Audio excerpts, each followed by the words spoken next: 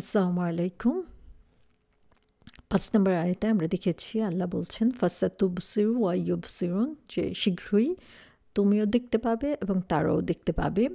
৬ নম্বর আয়াতে এসে আল্লাহ বলছেন বিআইয়িকুমুল মাফতুন, কে তোমাদের মধ্যে বিকারগ্রস্ত। তাহলে কি দেখতে পাবে সেটার একটা অ্যান্সার আমরা এখানে দেখতে পাচ্ছি, যেটা বলা হচ্ছে কে তোমাদের মধ্যে বিকারগ্রস্ত। ওয়ার্ডটা হচ্ছে আল মাফতুন, এটাই হচ্ছে এটার মেইন ওয়ার্ড। তাহলে আমরা এই মাফতুন শব্দটা কি সেটা একটু বোঝার জন্য চেষ্টা করি, তাহলে এই আয়াতটা বোঝা আমাদের জন্য অনেক ইজি হয়ে যাবে। মাফতুন শব্দটি এসেছে ফাতানা থেকে, ফাতানুন, এই ৩টা লেটার থেকে এসেছে হচ্ছে মাফতুন। ফাতানা শব্দের অর্থ হচ্ছে কোনো কিছু পরীক্ষা করা, আবার কোনো কিছু থেকে ফিরে যাওয়া, অথবা কোনো কিছু যখন পরীক্ষার সম্মুখীন হয় বা কোনো ধরনের ট্রায়ালের সম্মুখীন হয় তখনও সেটাকে ফাতানা বলা হয়ে থাকে। আমাদের খুব পরিচিত একটা শব্দ এই ফাতানার সাথে রিলেটেড, সেটা হচ্ছে ফিতনা। আমরা ফিতনা শব্দটা বরাবরই ইউজ করে থাকি, এবং সাধারণত আমরা ফিতনা বলতে যেটা বুঝি সেটা হচ্ছে যে জিনিসটা আমাদেরকে দিনের পথ থেকে দূরে সরিয়ে নেয়, ভুল পথে পরিচালিত করে, সেটাকে আমরা ফিতনা বলে থাকি। কিন্তু আমরা যদি ফিতনা শব্দটার শাব্দিক অর্থ দেখি তাহলে এর অর্থ হচ্ছে কোনো কিছুকে আগুন দিয়ে জ্বালানো, সেটাকে ফিতনা বলা হয়ে থাকে। তো সাধারণত দেখা যায় যখন গোল্ড অথবা সিলভার এই জাতীয় জিনিসকে গরমে তাপে গলিয়ে নেওয়া হয় যাতে এটার মধ্যে যে খারাপ জিনিসগুলো রয়েছে সেটা থেকে সেপারেট করা যায়, তখন হচ্ছে এটাকে ফিতনা বলা হয়। ইন্টারেস্টিংলি আমরা দেখতে পাচ্ছি তাহলে ফিতনা জিনিস যেটা, সেটা হচ্ছে যে উত্তপ্ত গরমের মধ্যে গলিয়ে যখন খারাপ থেকে ভালোটাকে পৃথক করিয়ে নেওয়া হয় তখন সেটাকে আসলে ফিতনা বলা হচ্ছে। সো এটা হচ্ছে এমন ধরনের একটা অবশ্যই উত্তপ্ত গরম আগুনে যখন কোনো কিছুকে পুরানো হয় সেটা খুব ভালো অনুভূতি হওয়ার কথা না। সো এটা হচ্ছে এমন ধরনের একটা বিপদ বা এমন ধরনের কষ্টের মধ্যে দিয়ে যাওয়া, যে কষ্টটা দিয়ে আসলে কাউকে টেস্ট করা হয়, পরীক্ষা করা হয়, তখন সেটাকে ফিতনা বলা হয়ে থাকে। তো ইন্টারেস্টিংলি আমরা দেখি এখানে মাফতুন শব্দটি ইউজ করা হয়েছে। সো মাফতুন শব্দের অর্থ হচ্ছে যে হচ্ছে ফিতনার কবলে পড়ে বা যার ফিতনা দ্বারা আক্রান্ত হয়, এরকম লোককে আল মাফতুন বলা হয়ে থাকে। অথবা ফিতনা যাকে স্পর্শ করে, ফিতনা মধ্য দিয়ে, ফিতনা ট্রায়ালের মধ্য দিয়ে যে যায় তাকে হচ্ছে মাফতুন বলা হয়ে থাকে। অথবা যার উপরে ফিতনা অ্যাজ এ পানিশমেন্ট, শাস্তি হিসাবে আসে, তাকেও মাফতুন বলা হয়ে থাকে। মাফতুন শব্দের আরেকটা অর্থ হচ্ছে যে হচ্ছে কনফিউজড, যে হচ্ছে সিদ্ধান্ত নিতে পারছে না বা কোনো জিনিস বুঝতে পারছে না সঠিকভাবে, তার মন অনেক দুর্বল, এরকম বোঝানোর জন্য মাফতুন শব্দটি ইউজ করা হয়ে থাকে। সাধারণত কেউ যদি শয়তান বা জিন দিয়ে পজেসড হয়, যে শয়তান এবং জিনের আসর পড়েছে এ ধরনের লোক, যে হচ্ছে তার আকল হারিয়ে ফেলেছে, বুদ্ধি হারিয়ে ফেলেছে, নিজে সঠিকভাবে চিন্তা করতে পারছে না, এ ধরনের লোককেও মাফতুন বলা হয়ে থাকে। তার মানে হচ্ছে আমরা যাদেরকে সাধারণ ভাষায় বলে থাকি যে সে তো পাগল হয়ে গেছে, পাগল হয়ে গেছে মানে হচ্ছে সে সঠিক সিদ্ধান্ত নিতে পারছে না বা কোনো কিছু ভালো মন্দ বুঝার মতো ক্ষমতা নাই, সেরকম লোককে আসলে মাফতুন বলা হয়ে থাকে।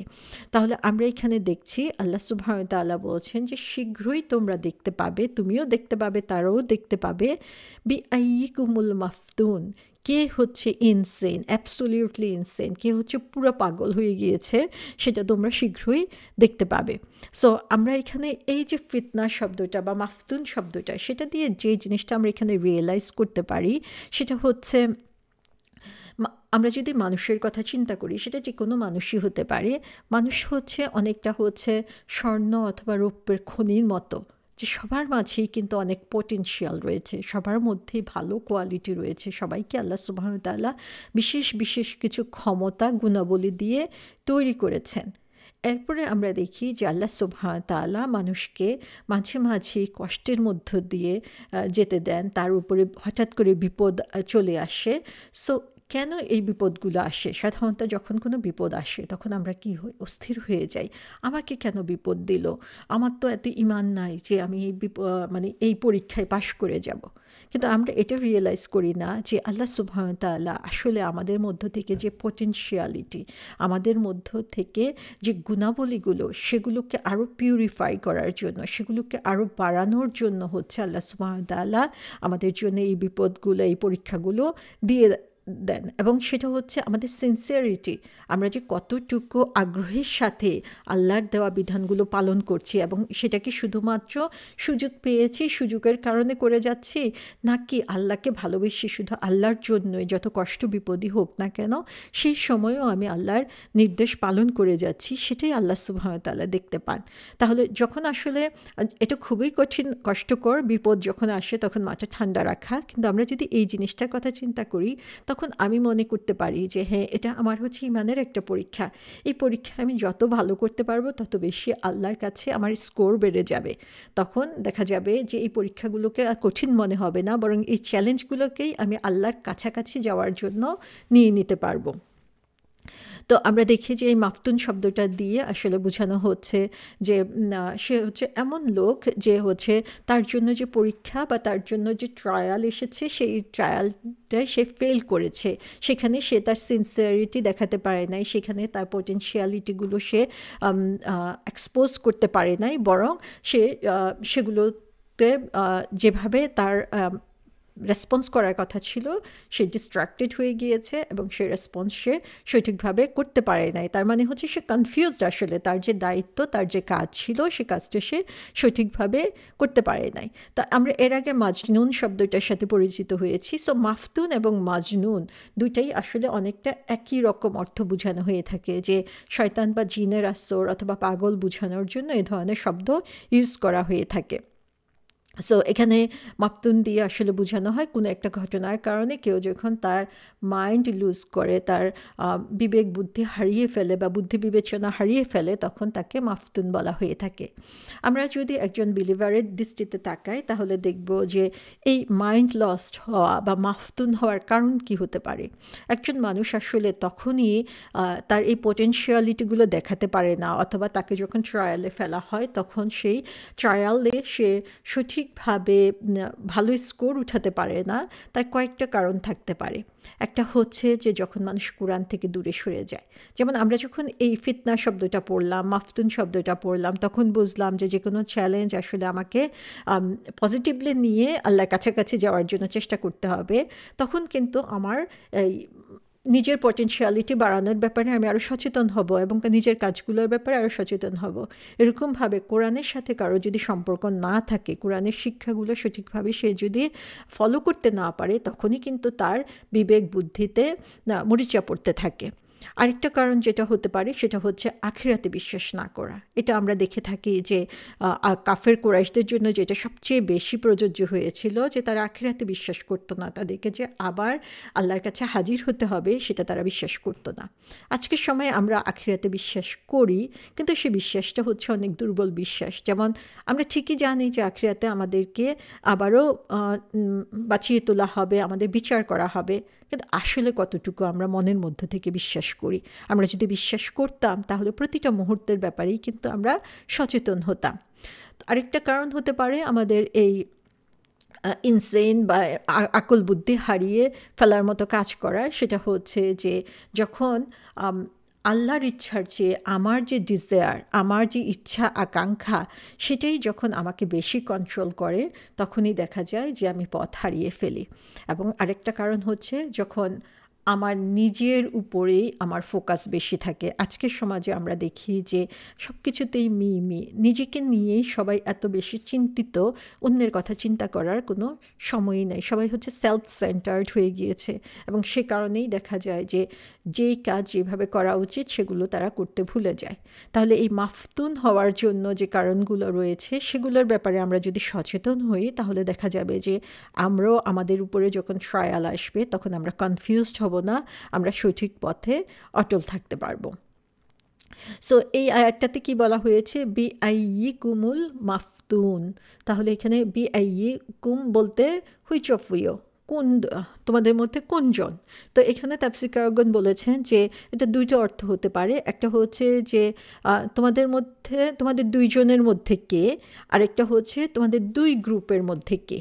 তাহলে এখানে এই যে মাফতুন শব্দটা বলা হচ্ছে, আমরা যদি এটাকে পাগল হিসাবেও ধরি, যে কে হচ্ছে ইনসেইন বা পাগল হয়ে গেছে, তোমাদের মধ্যে কে অথবা তোমাদের দুই গ্রুপের মধ্যে কোন গ্রুপকে তোমরা মাফতুন বলবা, পাগল বলবা। তাহলে এই বি শব্দটা দিয়ে আসলে আগের যে আয়াত 5 নম্বর আয়াতের সাথে এটাকে কানেক্টেড করা হয়েছে, যেখানে বলা হচ্ছে ফাসাতুবসিরু ওয়া ইউবসিরুন বিআইয়িকুমুল মাফতুন। তাহলে তুমিও দেখবে, তারাও দেখবে খুব শীঘ্র তোমাদের মধ্যে কে মাফতুন। তাহলে এই 5 আয়াতের সাথে আমরা যদি 6 আয়াতকে কানেক্টেড করি, তাহলে এটাই আমাদেরকে বোঝানো হচ্ছে যে খুব শীঘ্রই তোমরা দেখতে পাবে আসলে কে পানিশড হচ্ছে, কে আসলে নিজেদের যে বুদ্ধিকে কাজে লাগাচ্ছে না সেটা কে প্রুভ করছে। এটা কি রাসূল সাল্লাল্লাহু আলাইহি ইসলাম করছেন নাকি কাফেররা করছে? এদের মধ্যে কোন গ্রুপটা, যারা রাসূল সাল্লাল্লাহু আলাইহি ইসলামকে ফলো করছে তারা করছে, নাকি যারা হচ্ছে ডিসবিলিভার, অবিশ্বাসী, তারা করছে? সো এখানে আমরা দেখি যে আল্লাহ সুবহানাহু ওয়া তাআলা বলছেন যে তোমরা খুব শীঘ্রই দেখতে পাবে, এবং দুনিয়ার জীবনে যেমন তোমরা দেখতে পাবে দুইজনের রাস্তা এবং কাজ, তাদের চরিত্র আলাদা, তেমনিভাবে আখিরাতে তাদের ফলাফলটাও আলাদা, সেটাও তোমরা খুব শীঘ্র দেখতে পাবে। সো এখানে আল্লাহ সুবহানাহু ওয়া তাআলা যেন বলছেন যে তোমরা ভবিষ্যতেই দেখতে পাবে যে তোমাদের এই দুই গ্রুপের মধ্যে কোন গ্রুপটা আসলে পাগল, কোন গ্রুপটা আসলে নিজের বিবেক বুদ্ধিকে কাজে লাগাচ্ছে না। তা আমরা জানি যে রাসূল সাল্লাল্লাহু আলাইহি ইসলামের ক্যারেক্টারটা এত স্ট্রং ছিল যে তাদের নবুয়তের আগেই সেই ব্যাপারে কারো মনে কোনো বিন্দুমাত্র সন্দেহ ছিল না। সো আল্লাহ সুবহানাহু ওয়া তাআলা এখানে বলছেন যে তোমরা আগে থেকেই জানো যে মুহাম্মদের চরিত্র হচ্ছে সবচেয়ে সুন্দর, এবং যার চরিত্র সবচেয়ে সুন্দর তার এন্ডিংও সবচেয়ে সুন্দর হবে এবং সে কোনো পানিশমেন্ট পাবে না। তাহলে এখান থেকে আসলে প্রুভ হয়ে যায় যে তোমাদের মধ্যে কে আসলে মাফতুন, তোমাদের মধ্যে কে আসলে পানিশমেন্ট পাবে। সো এখানে আরেকটা জিনিস আমরা দেখতে পাচ্ছি এই আয়াতটা থেকে, যে আল্লাহ সুবহানাহু ওয়া তাআলা আমাদেরকে বলে দিচ্ছেন মানুষ আমাদেরকে কি বলে, মানুষ আমাদের সম্পর্কে কী চিন্তা করে, সেটার চেয়েও বড় চিন্তা হচ্ছে আল্লাহ আমাদের সম্পর্কে কি জানেন, আল্লাহ আমাদেরকে কী ধরনের সার্টিফিকেট দিবেন। রাসূল সাল্লাল্লাহু আলাইহি ইসলামকে মাজনুন বলা হলো, তাকে কবি বলা হলো, তার চরিত্রের উপরে কলঙ্ক দেওয়ার চেষ্টা করা হলো, কিন্তু আলটিমেটলি রাসূল সাল্লাল্লাহু আলাইহি ইসলামের চরিত্রই হচ্ছে সবচেয়ে সুন্দর। এখন মানুষ কি বললো সেটা নিয়ে যদি তিনি মাথা ঘামাতেন, তাহলে কিন্তু তিনি তার কাজ করতে পারতেন না। তো তার যেটা সবচেয়ে বড় ফোকাস ছিল সেটা হচ্ছে আল্লাহ সুবহানাহু ওয়া তাআলার কাছে তিনি কোন দৃষ্টিতে নিজেকে উপস্থাপন করছেন। তো আমরাও দেখা যায় যে মানুষ কি বলল, মানুষ কি ভাববে, এই চিন্তা করে অনেক সময় যদিও আমাদের ইচ্ছা থাকে দিনের অনেক নিয়ম পালন করার বা অনেক কিছু করার, শুধু মানুষ কি বলবে সে ভয়ে আমরা অনেক সময় করি না। আমরা এখান থেকেই দেখতে পাচ্ছি যে আল্লাহ সুবহানাহু ওয়া তাআলা আমাদেরকে শিখাচ্ছেন যে মানুষের ভয় না, বরং আল্লাহর সার্টিফিকেট পাওয়ার জন্য যদি আমরা চেষ্টা করি, তাহলে এ ধরনের হীনমন্যতা বা দ্বিধাদ্বন্দ্ব থেকে আমরা নিজেদেরকে বাঁচিয়ে রাখতে পারবো।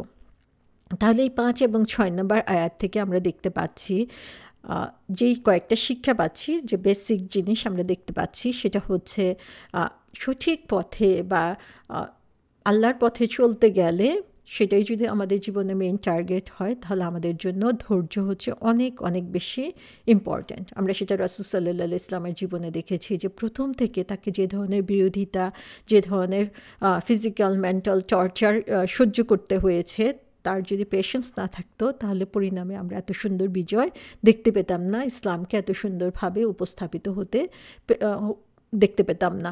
তাহলে আমরা সঠিক পথে চলতে গেলে অবশ্যই কথা শুনতে হবে, মানুষের অপবাদ শুনতে হবে, কষ্ট পেতে হবে, সেই সময় আমাদেরকে ধৈর্য ধারণ করতে হবে। এবং আরেকটা শিক্ষা আমরা যেটা পাচ্ছি সেটা হচ্ছে মানুষকে আল্লাহ সুবহানাহু ওয়া তাআলা এই আয়াতের মধ্যে যেন ইনভাইট করছেন যে তোমরাই এখন রিফ্লেক্ট করো, তোমরাই এখন চিন্তা করো যে এর মধ্যে মাফতুন কে, এর মধ্যে মাজনুন কে, কাদেরকে আসলে পজেস করেছে, কারা আসলে সঠিকভাবে চিন্তাভাবনা করছে না। তো এটাই হচ্ছে যে আমরা যদি সঠিক ক্যারেক্টারের উপরে থাকি এবং সঠিক পথে চলি, তখন মানুষই রিয়েলাইজ করবে যে কে আসলে সঠিক পথে আছে, কে না।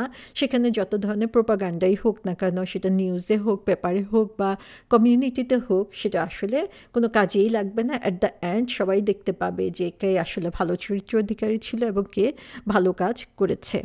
এবং আমরা দেখেছি সূরা আল কালাম হচ্ছে দাওয়া, এটাতে মেইন ফোকাসই হচ্ছে দাওয়া। সো এখানে আমরা দেখি যে একজন মানুষ যখন দাওয়াত দিবে, তখন তার বিগেস্ট সম্পদ যেটা, বিগেস্ট অ্যাসেট যেটা, সেটা হচ্ছে তার ক্যারেক্টার, তার চরিত্র।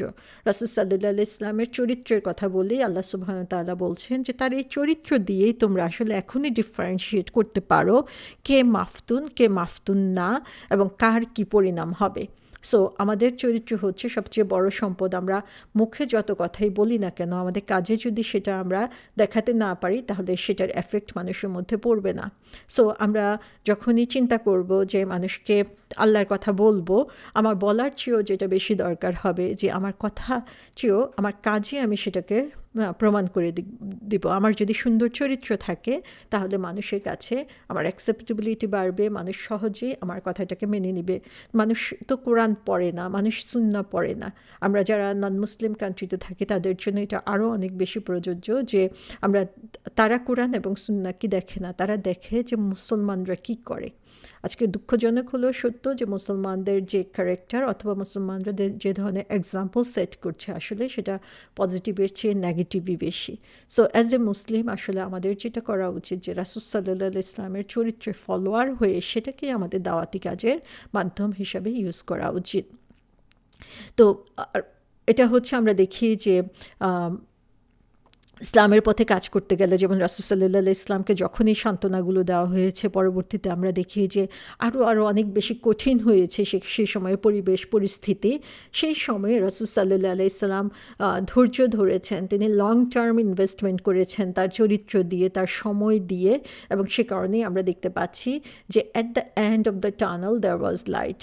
সো আমরা রাসূল সাল্লাল্লাহু আলাইহি ইসলাম যে তাকে জেলে অন্তরীণ রাখার মতো অবস্থায় রাখা হয়েছিল, তার এবং তার যারা অনুসারী ছিল তাদেরকে ফিজিক্যালি মেন্টালি বিভিন্নভাবে টর্চার করা হয়েছিল, কিন্তু আমরা দেখি রাসূল সাল্লাল্লাহু আলাইহি ইসলামকে সান্ত্বনাও দেওয়া হয়েছে যে অবশ্যই কষ্টের পরেই রয়েছে সুখ, কষ্টের পরেই রয়েছে সুখ। সো সে কারণে ইসলামের পথে চলতে গেলে বা ইসলামের কথা ফলো করতে গেলে প্র্যাকটিক্যালি আমাকে সেই সুন্দর চরিত্র অধিকারী হতে হবে এবং আমাকে ধৈর্য ধারণকারী হতে হবে। আমরা যদি সেই ধৈর্য শো করতে পারি, তাহলে ইসলামের সৌন্দর্য আমরা নিজেদের কাছে এবং মানুষের কাছে উপস্থাপন করতে পারবো ইনশাআল্লাহ।